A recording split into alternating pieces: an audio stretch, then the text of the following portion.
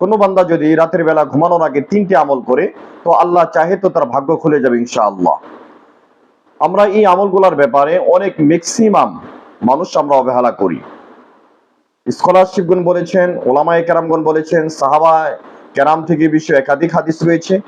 আল্লাহ রাসূল সাল্লাল্লাহু আলাইহি ওয়াসাল্লাম বলেছেন, কোনো ব্যক্তি যদি মাগরিবের পরে সূরাতুল ওয়াকিয়া তেলাওয়াত করে, আব্দুল্লাহ ইবনে মাসউদ রাদিয়াল্লাহু তাআলা থেকে বর্ণিত হাদিসের মধ্যে বিশদভাবে আলোচনা আসছে যে আব্দুল্লাহ ইবনে মাসউদ রাদিয়াল্লাহু তাআলা যখন মৃত্যুর শয্যায় সজ্জিত, তিনি অনেকগুলা মেয়ে রেখে দুনিয়া থেকে চলে যাচ্ছিলেন। সাহাবায়ে কেরাম বললেন যে আমরা আব্দুল্লাহ ইবনে মাসউদের ব্যাপারে বা তাকে একটু সাহায্য করি।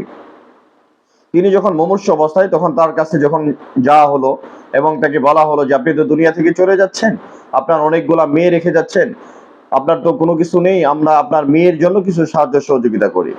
তখন আব্দুল্লাহ ইবনে মাসউদ রাদিয়াল্লাহু তাআলা তিনি বলেছিলেন যে আমার মেয়েদের জন্য কোনো সাহায্যের দরকার নেই, কারণ আমি আমার মেয়েদেরকে সূরা ওয়াকিয়া শিক্ষা দিয়েছি। আল্লাহু আকবার, কত কনফিডেন্স! আব্দুল্লাহ ইবনে মাসউদ রাদিয়াল্লাহু তাআলা এই কথা বলেছেন যে আমি আমার মেয়েদেরকে সূরা ওয়াকিয়া শিক্ষা দিয়েছি। সুতরাং সূরা ওয়াকিয়া শিক্ষা এটা অনেক বড় একটি আমল।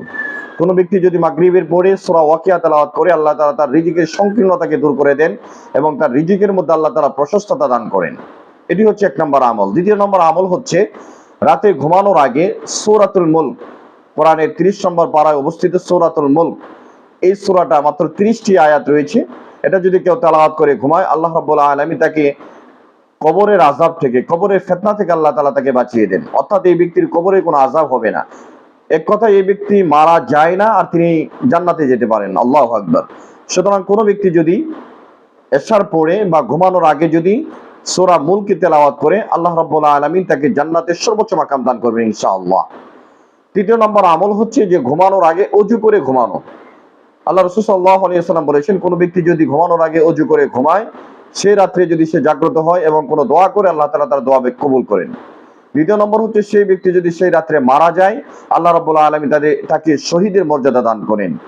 সম্মানিত ভিউয়ার্স, এই জন্য আমরা যারা এই আলোচনাটাকে শুনেছি, আমরা এই আমলগুলো করার জন্য ইনশাআল্লাহ জান প্রাণ দিয়ে চেষ্টা করব। আল্লাহ চাহে তো আমাদের জীবনকে পরিবর্তন করে দিতে পারেন, কারণ আমলের মাধ্যমে একজন বান্দার রিজিকের বৃদ্ধি হয় এবং সংকীর্ণ হয়ে যায়।